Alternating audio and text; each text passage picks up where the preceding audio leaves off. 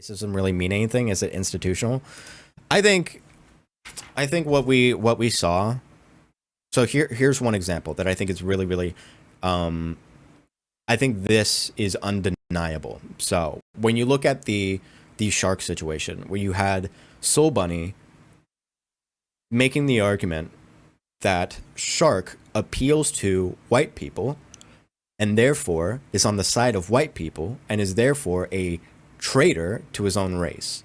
An access he gained after strategically going after Professor Flowers was the first time I sensed Coon vibes from him. At the moment, he lacks any contrition for the hate he pushed. I don't have time to deal with Uncle Ruckus Jr. when my black and brown trans siblings are lacking resources, support, dying, and being murdered. This White people, I know you think you have something to say here. You do not. Don't even think about it. Just shut your mouth. a lesson from this that I want leftists and especially Corn Burn Tube to understand. To have allyship with black trans folks is so much more than publicly stating your support. To be intersectional with us, you need to include us in your dialogue. You'll need to share your platform to help push nuanced discussions. I said, shut up. This is not your discussion. You don't know what you're talking about, I promise. Learn what trans misogynoir is. So we can notice the like anti-black sentiment here of reducing Shark to the essential qualities of his skin color, and we can think about this in like a racist way, right? Because it is explicitly like targeted at a black person for being like a race traitor. That to me is racist.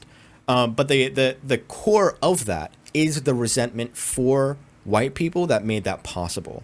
Whereas like if you are in what's the word that they use, like proximity to whiteness, this is you being in proximity to hatred, right? And you will have people that really do, for reasons that like we might even say are like understandable, like historically, resent white people to the point of really strong bigoted prejudice against white people, right? That's possible. It's obviously possible that exists. It happens all the time, I would argue. And it seems like many people don't really notice it as much, or a lot of people on the left don't want to notice it until it turns into attacking other black people for being race traitors because of this resentment of white people that is so strong that like even if you hang out with white people or if you defended a white person on the internet, then like you can be called like a race traitor, which I think is incredibly fucked up and racist to do. And you know, you can have all these like, oh well, maybe it's just like internalized racism, or the racism actually comes from like an internalized place. But I think it really just stems from like a resentment of white people. And a lot of people want to, I think a lot of people, Polly included, they want to make their resentment of white people seem as if it is righteous and justified to the ultimate extent where you can basically say or do whatever you want. And that there is nothing wrong about it. Even if it turns into, and this is why Polly and Polly's friends were like defending the racism that was happening against Shark, because it was rooted in like the anti-white resentment. So they just act like it doesn't exist, so that they either act like it just doesn't exist or that it's just righteous and good, so that they can excuse themselves for like really shitty immoral behavior that they themselves have, and they get to position themselves as being the like the most virtuous in the room, in that if you disagree with how virtuous they are, then you are literally like anti-black. So basically, if you disagree with Polly, and I think Polly basically did this in this conversation, where it's like, if you are disagreeing with Polly here, you're disagreeing with all of black people, which is incredibly stupid.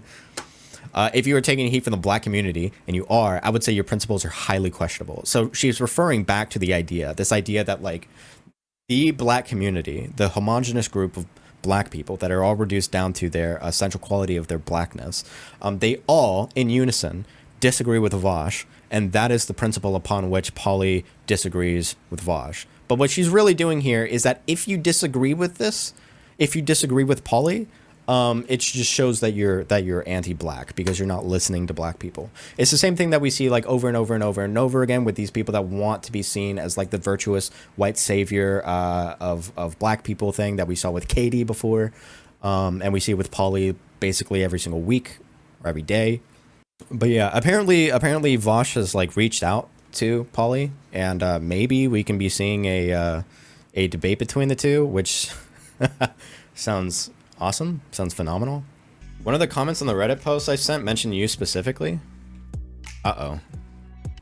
Polly is insane. She also tried to claim that a small and decently based anarchist street. What does this mean? Decently based. Oh man, decently based anarchist streamer named Knacken is an alcoholic who abuses his wife. Something that is not true in the least bit. Yeah, that did happen. Speaking of Vosh, the Young Turks